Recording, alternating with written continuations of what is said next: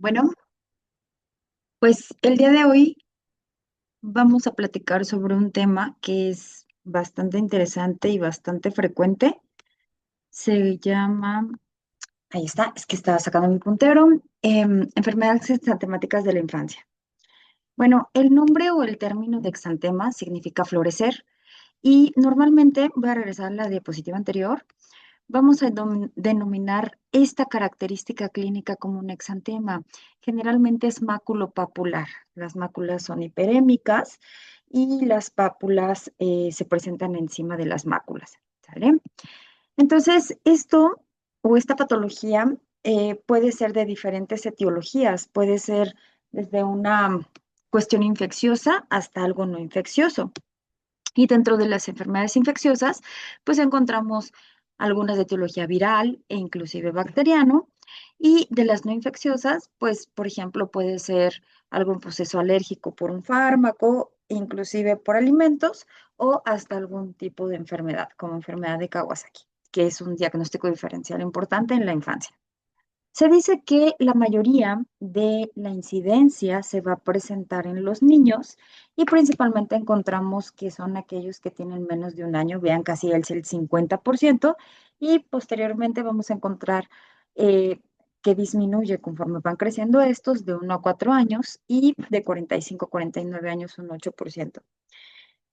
La mayoría de las veces va a ser de etiología viral y pues normalmente están asociados sobre todo al hacinamiento, a el contacto directo que existe con las secreciones y vamos a encontrar algunos virus que son de forma frecuente que ahorita vamos a describir más adelante. Entonces, las características del exantema pueden ser diversos, ¿sale? En la imagen que nosotros veíamos eran unas manchas rojas y encima las pápulas, pero puede ser variado, ¿no? Dependiendo de cuál sea el tipo de lesiones, la distribución, el patrón, en fin. Entonces, vamos a encontrar que, por ejemplo, si observamos la presencia de vesículas, voy a hacer un poquito más grande la imagen. Entonces, principalmente puede deberse a herpes virus o inclusive a infecciones bacterianas como el síndrome de la piel escaldada causada por estafilococos. Cuando nosotros vemos acá la cuestión maculopapular, se verían más las pápulas no tan transparentes, es más por la imagen, pero se vería muy parecido a la primera imagen que les mostraba y a la imagen del inicio, ¿no? Donde estaba la presentación. Entonces, la mayoría de estas características son de rubiola, sarampión y roceola. Tenemos otras que van a desaparecer de acuerdo a la digitopresión, es decir, yo veo la lesión, la mantengo presionada y desaparece, y esto principalmente es en roceola o enfermedad de escarlatina, que también es por bacterias, o enfermedad de Kawasaki. Y tenemos también las púrpura, que como ustedes pueden observar las lesiones acá, pues normalmente va a ser, por ejemplo, por alguna mononucleosis infecciosa, donde veíamos que existe una trombocitopenia o alguna patología por cáncer. También vamos a encontrar otras características, por ejemplo, este que es un eritema anular multiforme, que principalmente es por pues alguna alteración de la piel, por el síndrome de Steven Johnson, que puede ser por diversos medicamentos, o podemos encontrar algunos otros como estas placas que se observan en estos niños, ¿vale? Ahora bien, como tal, vamos a empezar describiendo las características, pues, que nos corresponden a la parte del programa de microbiología. Y vamos a platicar primero sobre la fiebre escarlatina. La fiebre escarlatina, si recuerdan, es causada por la bacteria de Streptococcus pyogenes.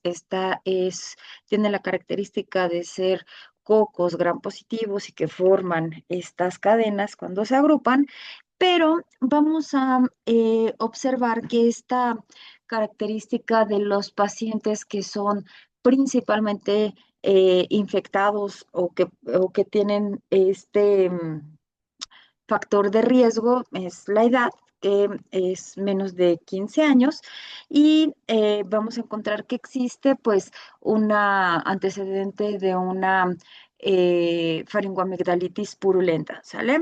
Posteriormente, después puede presentarse esta característica de escarlatina. La escarlatina son estas eh, exantema maculopapular, que es muy parecido a rubiola, muy parecido a sarampión, pero les decía, tenemos la característica clínica de la faringoamigdalitis purulenta y vamos a encontrar también esto que son la lengua aframbuesada o enfresada y esto es prácticamente patognomónico de escarlatina, que se les conoce como líneas de Pastia, que van a ser estas lesiones que se encuentran en los pliegues, que son ordenadas, ¿sale? Ahora, nosotros vamos a encontrar principalmente la piel, que es tan pequeña, pápulas, que se le conoce como piel de lija, porque son muy chiquititas, entonces la piel se siente como rasposa.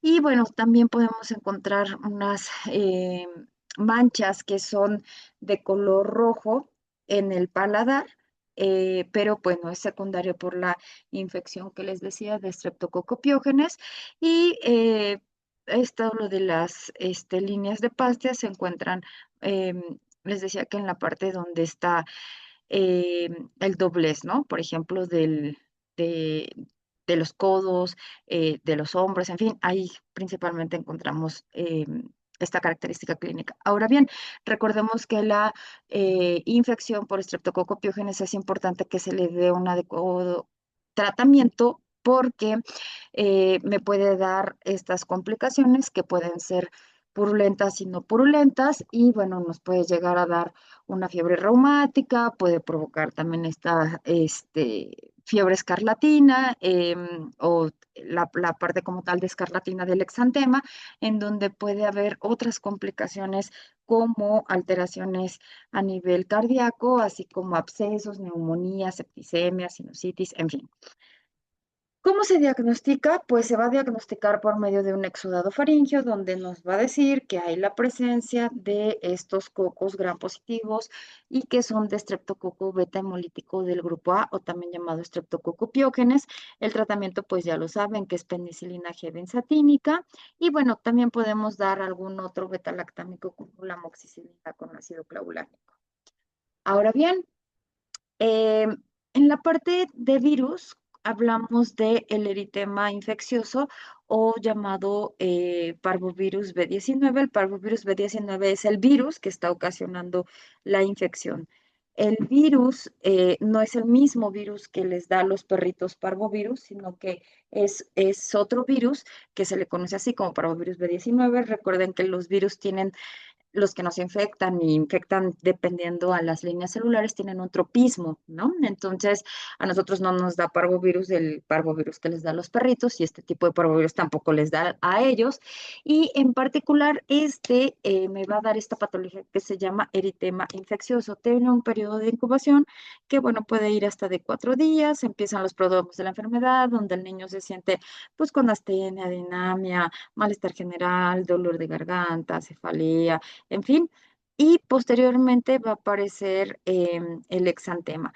Este exantema también es maculopapular y me da la característica clínica que se le conoce como el síndrome de la bofetada o de la cachetada porque las mejillas se ponen rojas, rojas, porque ahí es donde principalmente también aparece este exantema. También vamos a encontrar la característica de que me puede dar lesiones como si fuera guantes o como si fuera calcetines y estas em, se presentan así en las manos y en los pies, salen a partir del tobillo para abajo, se le llama síndrome papular purpúrico en guante y calcetín, justamente porque aparecen muy delimitadas en esas regiones y en esas zonas.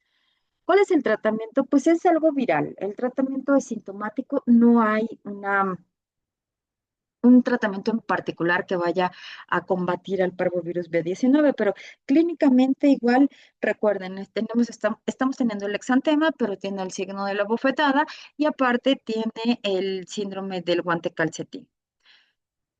La siguiente que vamos a ver es la patología de sarampión. Sarampión es, dentro de todas las enfermedades exantemáticas que estamos viendo ahorita, la que presenta mayor velocidad de contagio. ¿Sale? Un niño que tiene sarampión puede infectar hasta 8 niños. Entonces, es importante que nos vacunemos porque así es como se ha mantenido a raya esta infección y una vez que se llega a presentar un caso, pues se tiene que hacer un cerco epidemiológico de 1 kilómetro a la redonda para saber si hay algún otro niño que esté infectado ahí porque tienen que aislarse por lo que les comentaba que rápidamente se llega a contagiar.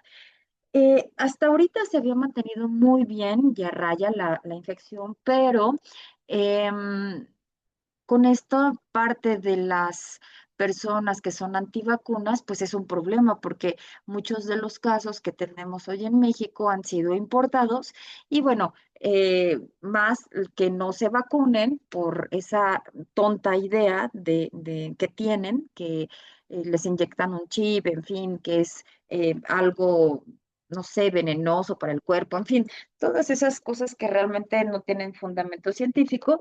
Entonces, pues ha permitido que esta enfermedad se empiece nuevamente a propagar. Normalmente vamos a encontrar que igual sigue siendo la infancia de unos 5 años, en invierno, cuando existe el aumento de estos casos y pues se va a transmitir por gotitas de flujo. Entonces tiene un periodo de incubación que va pues de varios días, 5 o 6 días. Después empiezan los prodromos de la enfermedad, en donde vamos a tener igual un síndrome de resfriado común y vamos a encontrar algo muy característico que digamos que tenemos como un sarampión clásico y también hay sarampiones atípicos, pero cuando hablamos de la forma clásica van a tener tos. Los niños van a presentar tos y van a presentar algo que se llaman manchas de Koplik. Estas manchas de Koplik, todo el mundo habla de ellas, pero nadie las ha visto.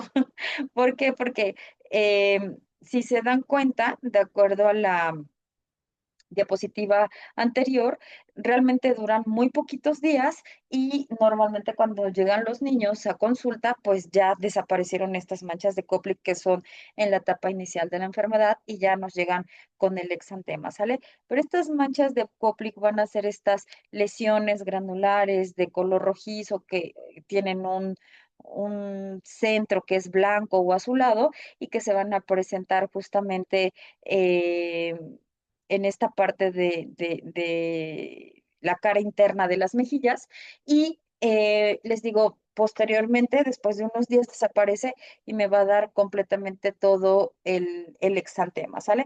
El exantema acá pueden ustedes observar en la imagen, principalmente se presenta en la parte del tronco. ¿Cuál es? De inicio dice retroauricular y va en dirección cefalocaudal.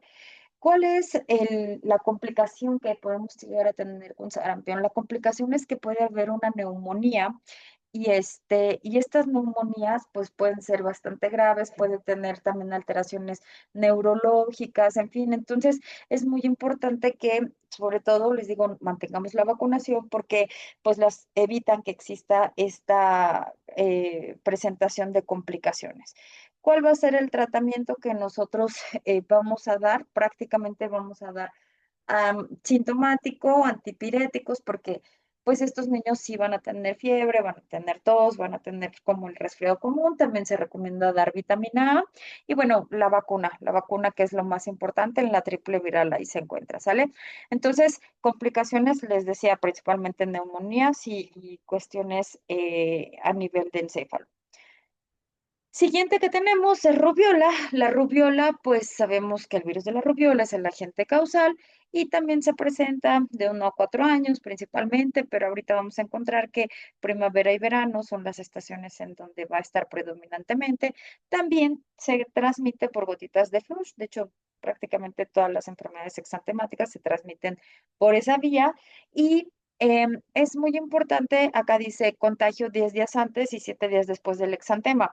Entonces es muy importante sobre todo para las embarazadas, porque recordemos que dentro de la familia de Torch encontramos toxoplasma, otros rubiola. Rubiola es teratogénico y bueno, me va a dar muchas complicaciones para la mujer que se encuentra embarazada, principalmente en el primer trimestre. Entonces, su periodo de incubación va a ser unos 10, 12 días y después empiezan con fiebre, malestar general, anorexia, tipo resfriado común y vamos a tener la parte del exantema.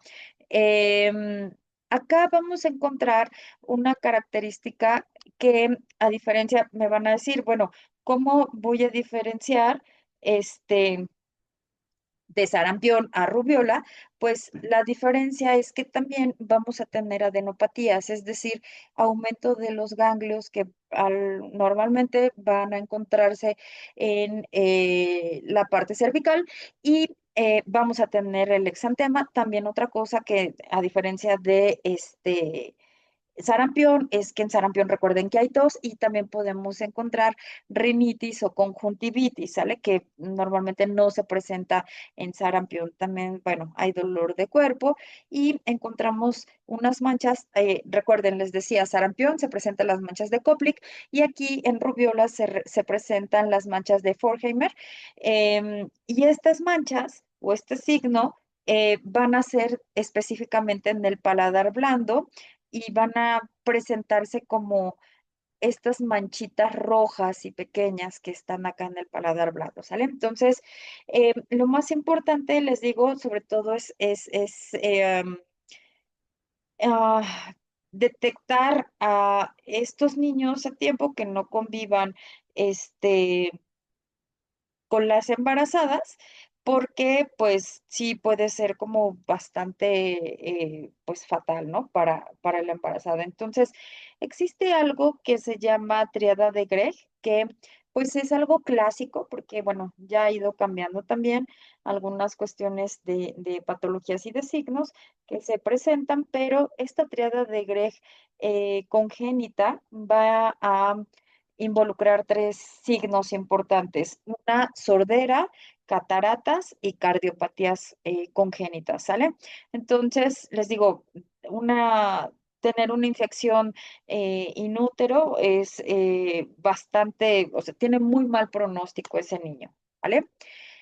Y bueno, es muy importante que si tenemos dudas, entonces pues realicemos este tipo de pruebas, las pruebas de cómo voy a diagnosticar las otras patologías que ya habíamos platicado. Bueno, lo estamos viendo y estamos platicando que la forma de diagnóstico va a ser eh, mediante la parte clínica. Pero bueno, si tenemos dudas, también podemos buscar, hacer la búsqueda de anticuerpos. Entonces, en el caso de esta, pues existen en particular anticuerpos específicos para rubiola también y lo que hacemos pues es saber si es una infección aguda, ¿no? IgM contra rubiola. Existen ELISAs, en fin.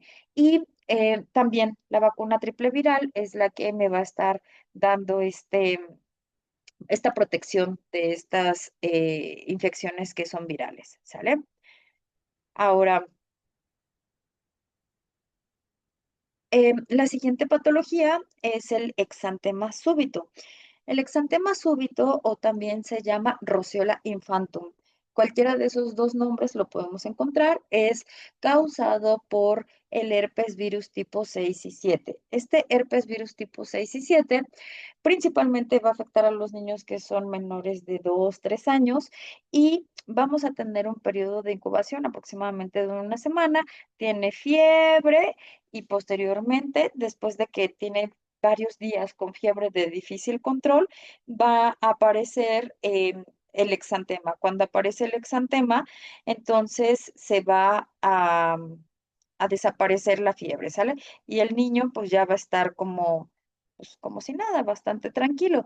Este exantema súbito va a tener algo característico también que se llaman las manchas de Nagayama y van a ser pequeñas pápulas que aparecen en la mucosa del paladar blando, en la úvula y bueno, es característico, les decía, de Roseola infantum. Es muy importante, como yo les había comentado en algunas clases, que cuando nosotros hagamos la exploración física de mi paciente niño, entonces tengo que desnudarlo por completo y visualizar, ¿sale? En todo su cuerpo dónde o qué tiene o qué características son las que presentan, ¿sale? Este va a presentar también, o puede presentar conjuntivitis, edema palpebral, fontanela hundida, diarrea y lo que les decía de las manchas de Nagayama. También puede ver la parte de adenopatías, pero la característica, o sea, ¿cómo voy a identificar la diferencia entre rubiola y sarampión y la infección por herpes virus tipo 6 y 7? Es que esta en característica tiene fiebre de difícil control, se quita la fiebre, aparece el exantema o muy a la par, ¿no? Tiene ya fiebre, pero se va quitando, o sea, la fiebre realmente no se mantiene cuando tan constante como estaba, cuando está ya el exantema. Y la diferencia con sarampión, pues decíamos que realmente pues va a seguir manteniendo su resfriado, la fiebre no es tan de difícil control, tienen tos y bueno, rubiola comentaba de la conjuntivitis y que tiene independientemente de del exantema, también las adenopatías. Entonces, poco a poco vamos haciendo esta parte de los diagnósticos diferenciales entre ellas, ¿sale? Y las manchas de Nagayama, que también les comentaba que se encuentran acá, las manchas de Koplik que se encuentran en sarampión y las manchas de Forgheimer que se encuentran en rubiola. Podemos encontrar, perdón, que existe una otitis media, la inflamación del tímpano. Esto, vean, es el famoso exantema. Y bueno, estas son las manchas de Nagayama, que son estas pápulas que aparecen en la parte de la mucosa del paladar blando, pero también van a aparecer en la parte de la úvula. Entonces, em, importante, pues sí, podemos hacer un diagnóstico, o sea, también clínico, pero también podemos hacer un diagnóstico serológico. Es muy importante la parte de tratar de mantener al niño en la temperatura ideal, porque pues como observan acá en complicaciones puede haber convulsiones por las altas temperaturas, inclusive a los herpesvirus que les encanta a toda la familia irse y provocar daño a nivel cerebral, pues me puede dar encefalitis, meningitis, ¿vale?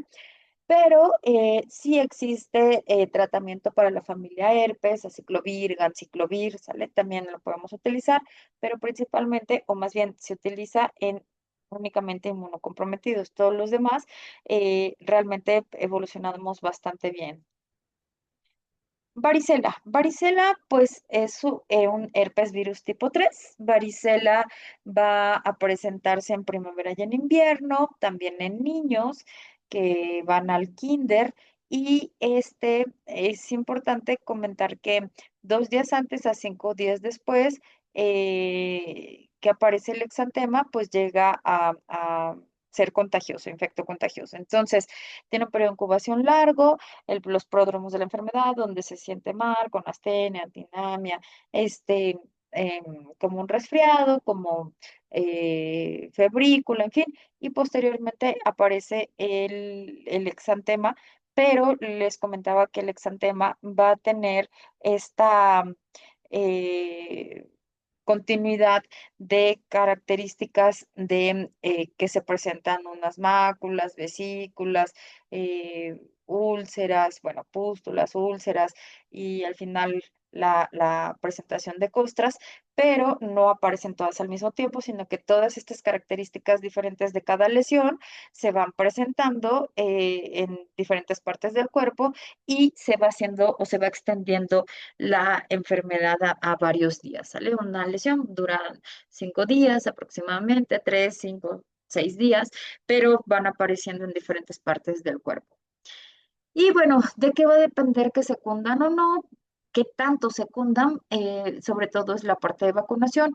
Son altamente pruriginosas. El tratamiento son estos baños coloides, loción de caladril, polvos de haba, sintomático dar paracetamol, ibuprofeno, pero es muy importante que en ninguna de estas infecciones demos aspirina a los niños. ¿Vale? Y bueno, complicaciones, pues también puede haber meningitis, neumonías, encefalitis, infecciones bacterianas. ¿Vale? También es importante comentarlo. El siguiente es el síndrome de pie mano boca. El síndrome de pie mano boca va a incluir a aquellos virus que se llaman o se conocen como Coxsackie virus.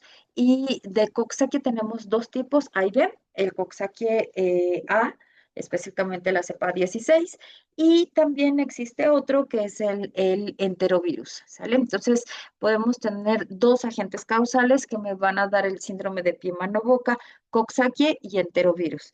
Y se presenta hasta en niños menores de 13 años, niños que van en etapa escolar, se presenta en verano, otoño, en climas tropicales y bueno, va a tener un tiempo de contagio que es aproximadamente de 3 a 4 semanas. Entonces, empieza igual con el periodo de incubación, posteriormente me van a dar los prodromos de la enfermedad, estenia, dinamia, fiebre, febrícula, odinofagia, en fin, como si fuera un resfriado común y posteriormente va a aparecer el exantema. Pero el exantema se llama así de pie, mano, boca porque específicamente aparece el exantema en el pie, la mano y las bocas, ¿sale? Bueno, puede ser también como observamos acá en estas caricaturas, en las piernas, pero estas son vesículas y van a ser úlceras que duelen y que se van a presentar en el pie, en las manos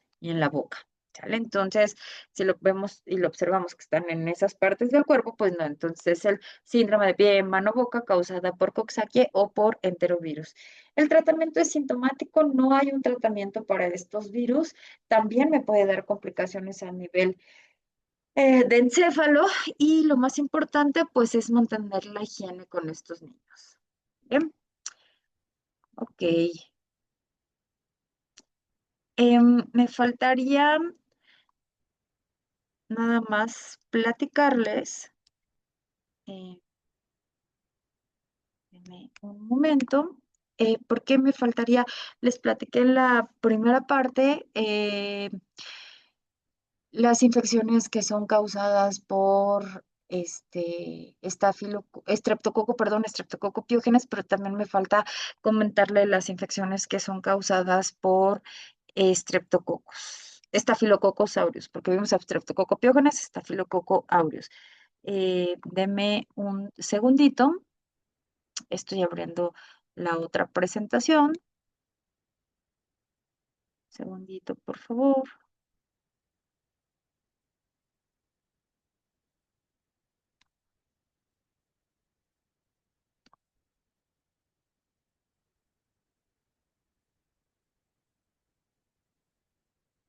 Ok.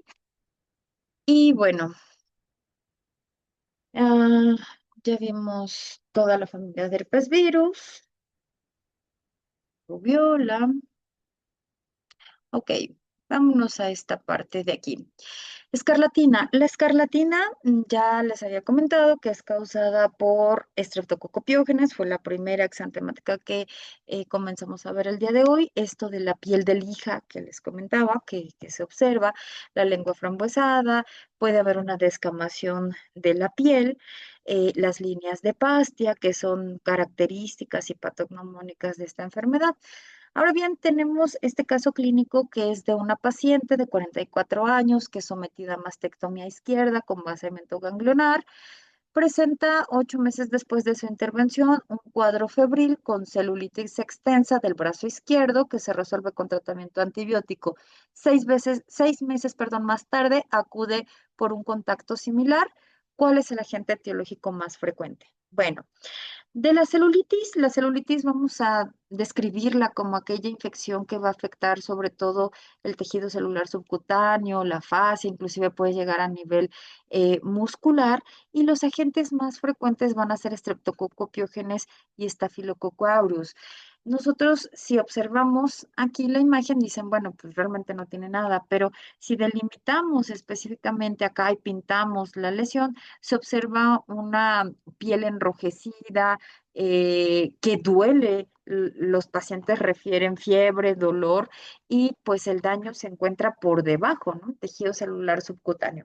Puede haber celulitis por muchos otros agentes, por ejemplo, puede haber celulitis por hongos, inclusive aspergillus, por algunas otras bacterias, pseudomonas, mucores otro hongo, o puede ser característico de alguna profesión, por ejemplo, los que todo el tiempo están con las manos utilizando cuchillos y cortando carnes y pescado. Existe una bacteria en particular que se llama Erysipelotrix, que me puede dar también celulitis. Hay celulitis por mordedura de gato, que es por pasτερela, por mordedura de perro, que es la capnocitoga, por la mordedura de rata, que es el actinobacillus, o por el arañazo de gato, que es la bartonella. O sea, estos son como bichos o bacterias mucho más frecuentes que me pueden dar esta característica clínica, ¿sale? Lo importante de una celulitis es que se dé tratamiento antibiótico, porque si no le damos un buen tratamiento y no erradicamos esta celulitis, bueno, pues sigue penetrando la infección, puede llegar hasta la parte del músculo, puede llegar inclusive hasta el hueso y bueno, puede provocar una septicemia o una amputación de la zona. El impétigo dice, ante un niño que acude a una guardería a quien le han aparecido lesiones vesiculosas y costras color miel en los antebrazos y 4 días más tarde en cara sin afectación general. ¿Cuál es el régimen implicado? Impétigo.